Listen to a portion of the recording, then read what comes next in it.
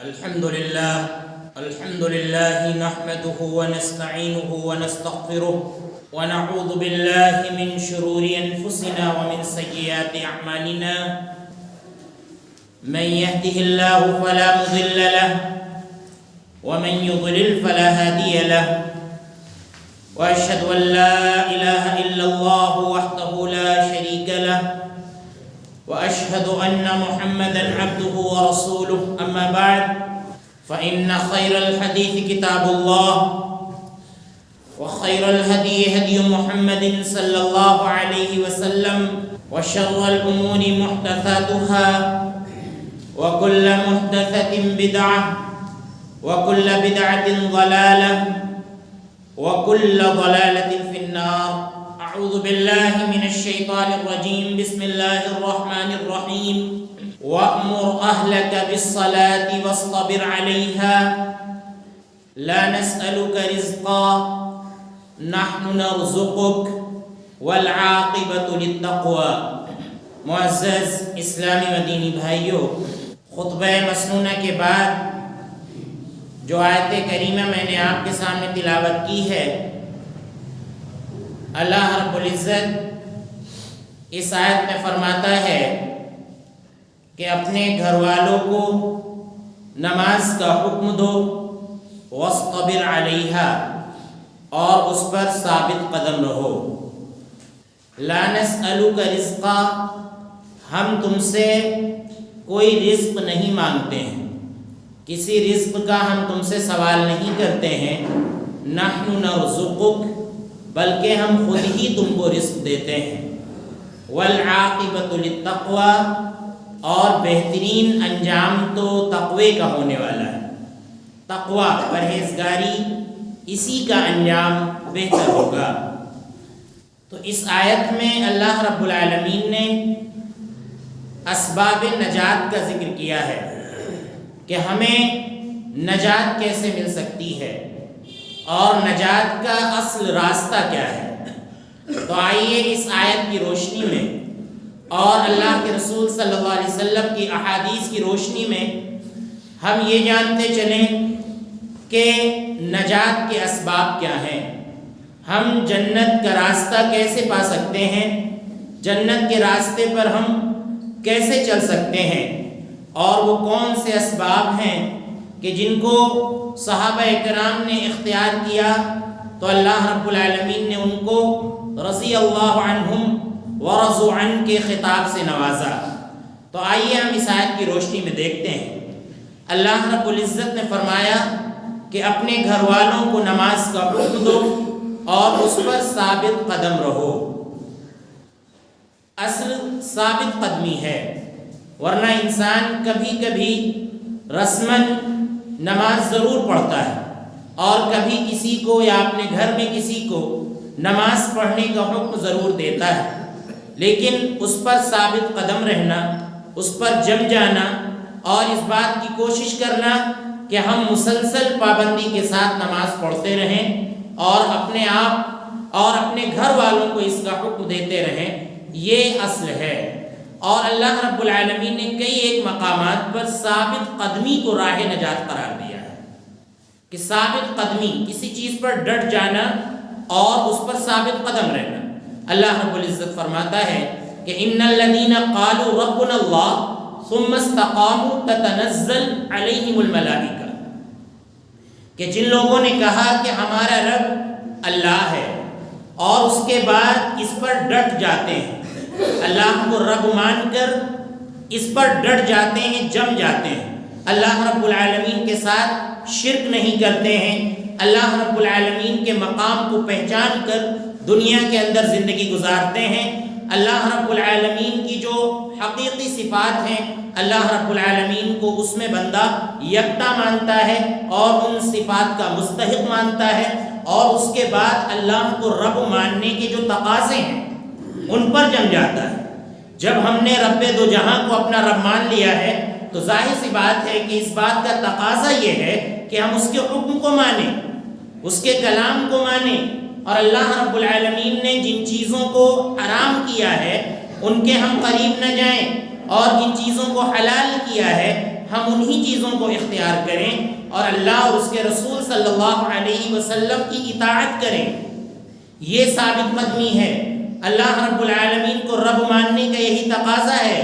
اور اللہ رب العزت آگے فرماتا ہے ثم استقاموا، صرف رب مان لینا ہی کافی نہیں بلکہ اس پر ڈٹ جاتے ہیں، جم جاتے ہیں، ثابت قدم رہتے ہیں، موت تک اسی پر جمے رہتے ہیں. جیسا کہ اللہ رب العالمین فرماتا ہے کہ یا ایھا الذین آمنوا اتقوا اللہ حق تقاتہ، کہ اے ایمان والو اللہ رب العالمین سے اس طرح سے ڈرو جس طرح سے ڈرنے کا حق ہے.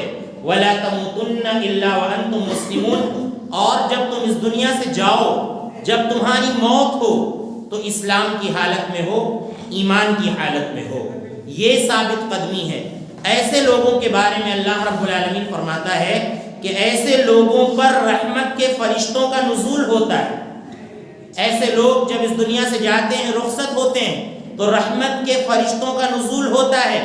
اور مرنے کے بعد بھی جب ان کی روح نکل جاتی ہے تو اس کے بعد بھی اللہ رب العالمین ایسی نشانیاں فوراً ظاہر کر دیتا ہے کہ جس سے مرنے والا خود بھانپ لیتا ہے کہ آگے کی زندگی ہماری خیر و عافیت سے گزرنے والی ہے. جیسا کہ اللہ کے رسول صلی اللہ علیہ وسلم نے فرمایا کہ جب جنازہ رکھا جاتا ہے وَاحْتَمَلَهَا النَّاسُ أَوِ الرِّجَالُ عَلَىٰ أَعْنَاقِهِمْ، اور لوگ جنازے کو اپنے کندھے پر رکھتے ہیں، اللہ کے نبی فرماتے ہیں فَإِن كَانَتْ صَالِحَةً، اگر جنازہ نیک ہوتا ہے، میت نیک ہوتی ہے، تو یہ کہتا ہے کہ ہمیں جلدی سے ہمارے رب کی طرف لے چلو، ہمیں جلدی سے ہمارے رب کی طرف لے چلو، ہم اپنے رب سے جلدی سے ملاقات کرنا چاہتے ہیں، ہم اپنے بدلے سے جلدی سے ملاقات کرنا چاہتے ہیں، اپنے اجر اور اپنے ثواب اور اپنے ٹھکانے سے ہم جلدی ملاقات کرنا چاہتے ہیں.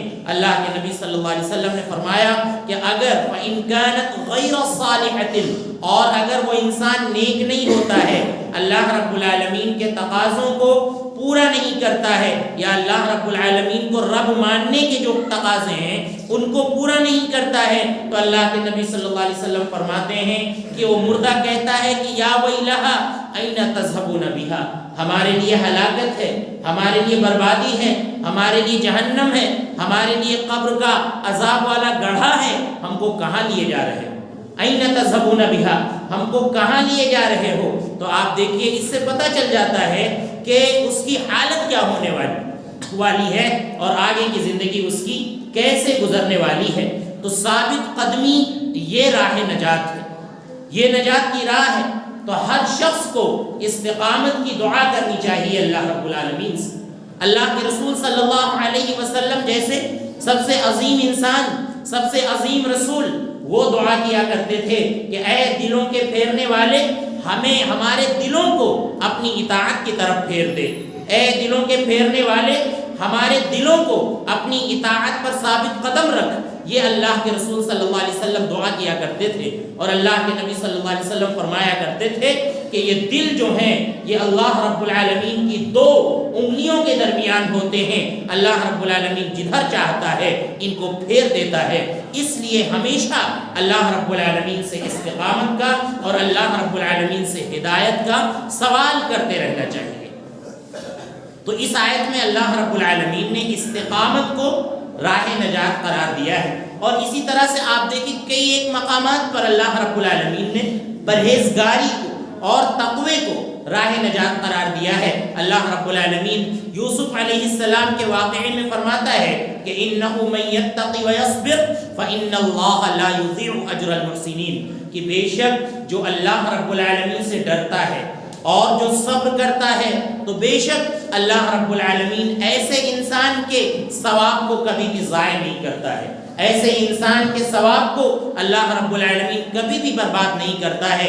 اللہ رب العالمین اس کو راہ نجات ضرور دکھاتا ہے. اور اسی طرح سے آپ دیکھیے اللہ رب العالمین فرماتا ہے سورہ طلاق کے اندر کہ وَمَن يَتَّقِ اللَّهَ يَجْعَلْ لَهُ مَخْرَجًا وَيَرْزُقْهُ مِنْ حَيْثُ لَا يَحْتَسِبُ، کہ جو شخص اللہ رب العالمین سے ڈرتا ہے اللہ رب العالمین اس کے لیے ایک راستہ پیدا کر دیتا ہے، ایک راستہ نکال دیتا ہے جس پر وہ چلتا ہے اور جہاں سے اس کو سہولتیں ملتی ہیں، جہاں سے اس کو آسانیاں ملتی ہیں، اللہ رب العالمین فرماتا ہے کہ ایسے انسان کو وَيَرْزُقْهُ مِنْ حَيْثُ لَا يَحْتَسِبُ، ایسے انسان کو اللہ رب العالمین ایسی جگہ سے روزی عطا فرماتا ہے کہ جہاں سے اس کا وہم و گمان بھی نہیں ہوتا کہ یہ روزی اللہ رب العالمین ہمیں کہاں سے عطا فرما رہا ہے، یہ رزق ہمارے پاس کہاں سے آ رہا ہے۔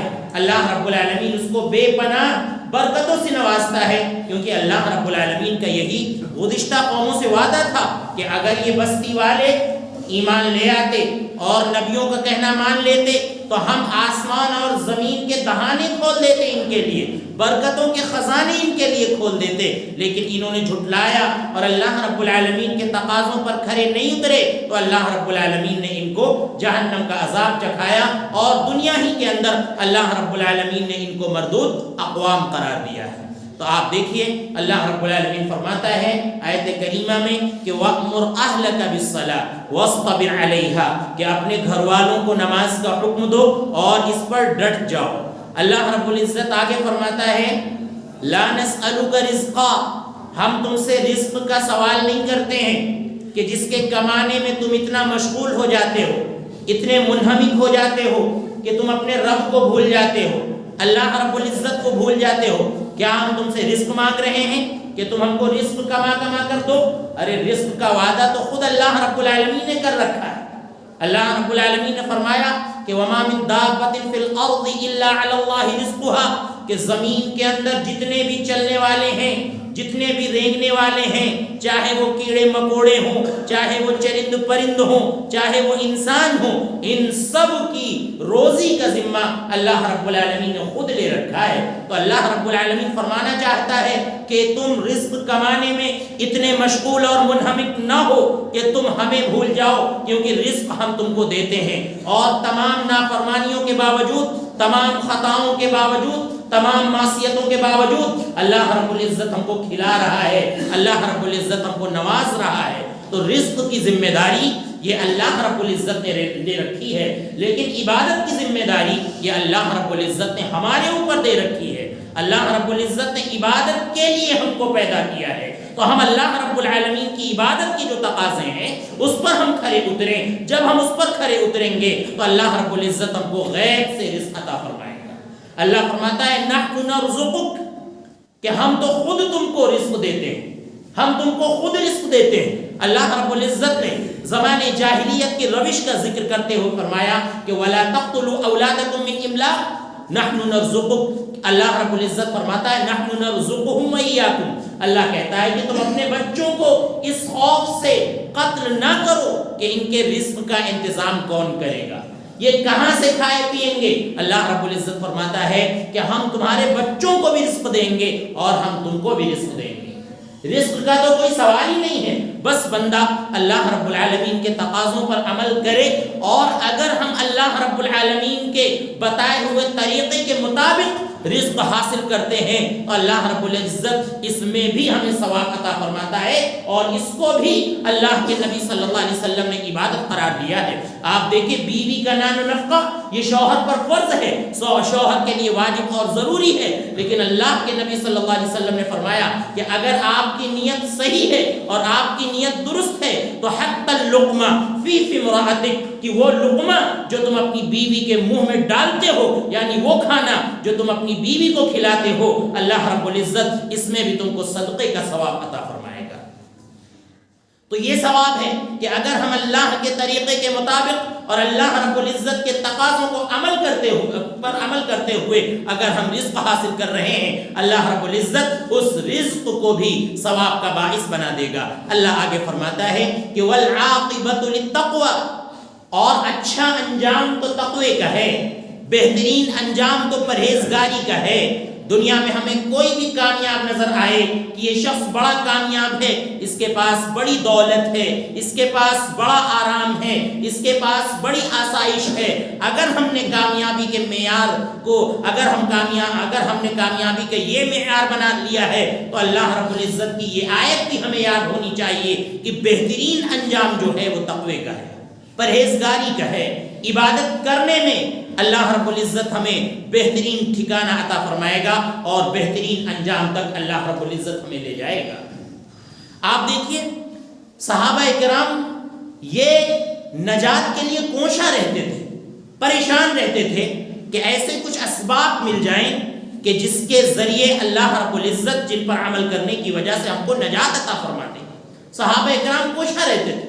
عقبہ بن عامر رضی اللہ عنہ کہتے ہیں کہ ایک مرتبہ ہم نے اللہ کے رسول صلی اللہ علیہ وسلم سے عرض کیا کہ اے اللہ کے رسول صلی اللہ علیہ وسلم من نجات، نجات کا راستہ کیا ہے یا نجات کسے کہتے ہیں؟ اللہ کے نبی صلی اللہ علیہ وسلم نے دیکھیے کتنی عمدہ باتیں ذکر کی اور کتنی اہم باتیں بیان فرمائیں. آپ صلی اللہ علیہ وسلم جوامع الکلم تھے، آپ کو جوامع الکلم عطا کیے گئے تھے. مطلب یہ ہے کہ اللہ کے رسول صلی اللہ علیہ وسلم کی چھوٹی سی بات کا بڑا عظیم مفہوم نکلتا تھا، بہت سے معانی اس کے اندر ہوتے تھے. اللہ کے نبی کوئی بھی چھوٹی سی بات کہیں تو وہ اپنے اندر بڑا وسیع مفہوم رکھتی تھی. اللہ کے نبی صلی اللہ علیہ وسلم سے جب عقبہ بن عامر رضی اللہ عنہ نے پوچھا کہ اے اللہ کے نبی صلی اللہ علیہ وسلم نجات کا راستہ کیا ہے، تو اللہ کے نبی صلی اللہ علیہ وسلم نے نجات کا راستہ بیان فرمایا. سب سے پہلے کہا کہ امسک علیک لسانک، کہ اے عقبہ بن عامر نجات کا راستہ یہ ہے کہ تم اپنی زبان پر قابو پاؤ، اپنی زبان کو کنٹرول میں رکھو، یہ نجات کا راستہ ہے. اور آپ دیکھیے نجات کا راستہ اللہ کے رسول صلی اللہ علیہ وسلم نے زبان کو اس لیے قرار دیا ہے کہ سب سے بڑا جو نجات کا راستہ ہے وہ کلمہ توحید ہے، اور کلمہ توحید کو ادا کرنے والی یہی زبان ہے. جو زبان کلمہ توحید کو ادا کرتی ہے تو اللہ رب العزت اس کو جنت میں ٹھکانہ نصیب فرماتا ہے، اور یہی زبان اگر کلمہ کفر ادا کرتی ہے تو اللہ رب العزت اسی زبان کی وجہ سے انسان کو جہنم میں ڈال دیتا ہے. تو یہ زبان بہت ہی اہم ہے، اسی لیے اللہ کے رسول صلی اللہ علیہ وسلم نے راہ نجات میں، نجات کے راستے میں سب سے پہلے اللہ کے نبی نے ذکر کیا کہ اپنی زبان کو کنٹرول میں رکھو، اپنی زبان پر قابو پاؤ، یہ جو ہے نجات کا راستہ ہے. اللہ کے رسول صلی اللہ علیہ وسلم نے فرمایا ایک حدیث میں کہ انسان جو جہنم میں ڈالا جائے گا یہ اس کی زبان کی کھیتی ہوگی، زبان کی کمائی ہوئی کھیتی ہوگی، جس کی وجہ سے اللہ رب العزت اس کو اوندھے منہ جہنم میں ڈال دے گا. اس لیے اپنی زبان پر قابو پانا یہ بہت ضروری ہے. گالی گلوچ سے اپنی زبان کو پاک و صاف رکھنا، فحش کلامی سے، بد زبانی سے اپنی زبان کو پاک و صاف رکھنا یہ بہت ضروری ہے. اور اپنی زبان کو اس بات سے بھی ہمیں پاک رکھنا ہے کہ ہماری زبان سے اور ہمارے ہاتھ اور ہمارے قلم سے کبھی کسی کا دل نہ دکھے، کبھی کسی کا دل نہ دکھے، اس بات کی ہمیشہ پرواہ کرنی چاہیے. اور اگر ہماری زبان سے یا ہمارے ہاتھ سے کبھی کسی کا دل دکھ جائے تو فوراً اس سے معذرت کرنی چاہیے، معذرت کرنی چاہیے. اگر ہماری غلطی کی وجہ سے اور ہماری زبان کی تیزی کی وجہ سے کسی کا دل دکھ جائے تو فوراً اس سے معذرت کرنی چاہیے، کیونکہ یہ حقوق العباد میں سے ہے اور دنیا ہی میں اس کی معافی تلافی کرا لینی چاہیے. تو زبان سے نکلنے والا کلمہ جو ہے اس کو ہم معمولی نہ سمجھیں. اللہ رب العزت فرماتا ہے کہ ما یلفظ من قول الا لدیہ رقیب عتید، کہ انسان اپنی زبان سے جو بھی بات نکالتا ہے وہ یہ نہ سمجھے کہ اس کے پاس کوئی نگراں نہیں ہے، کوئی اس کو لکھنے والا نہیں ہے. اللہ کے نبی صلی اللہ علیہ وسلم اللہ رب العزت فرماتا ہے کہ الا لدیہ رقیب عتید، ایک سخت نگراں، ایک سخت قسم کا فرشتہ اللہ رب العزت نے اس پر مقرر کر رکھا ہے جو اس کے اعمال کو لکھتا رہتا ہے، اس کے اعمال کو لکھتا رہتا ہے.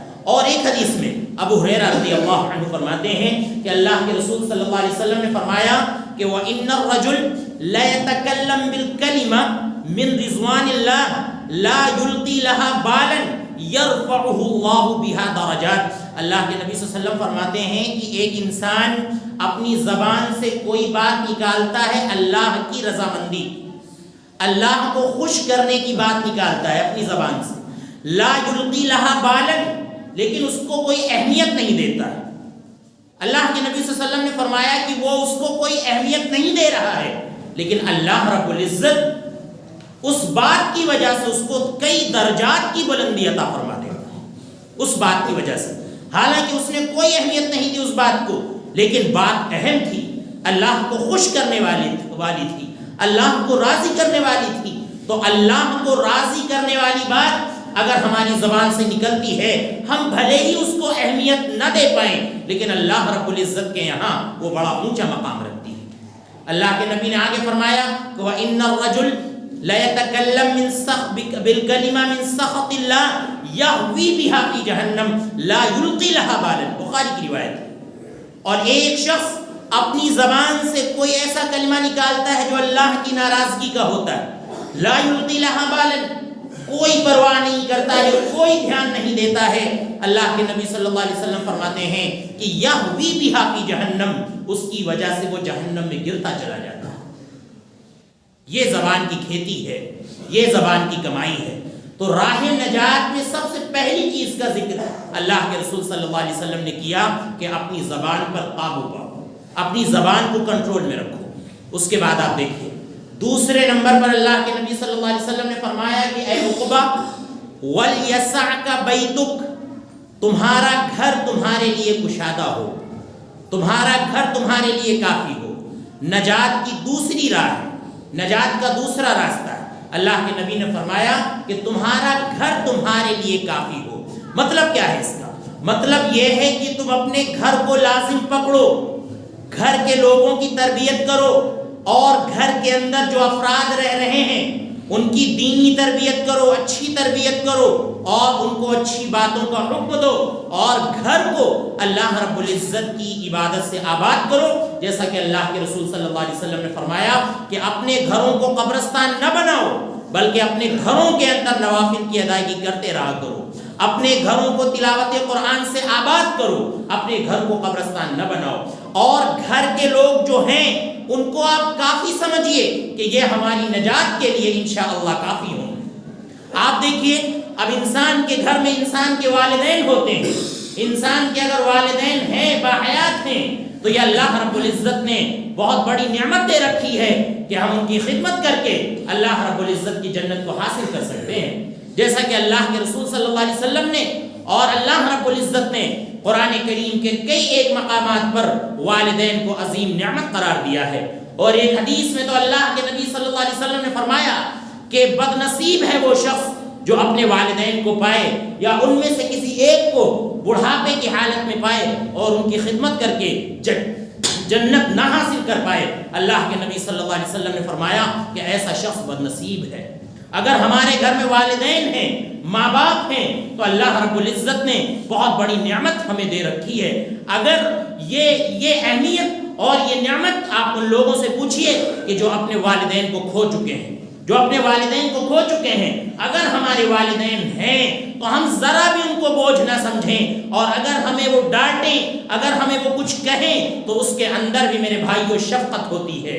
بیٹا چاہے جتنا بلند مقام حاصل کر لے، لیکن ماں باپ کی نظر میں وہ بچہ ہی ہوتا ہے، بیٹا ہی ہوتا ہے. اگر وہ جھڑک دیں، اگر وہ کچھ کہہ دیں، تو ہمیں کبھی بھی برا نہیں ماننا چاہیے.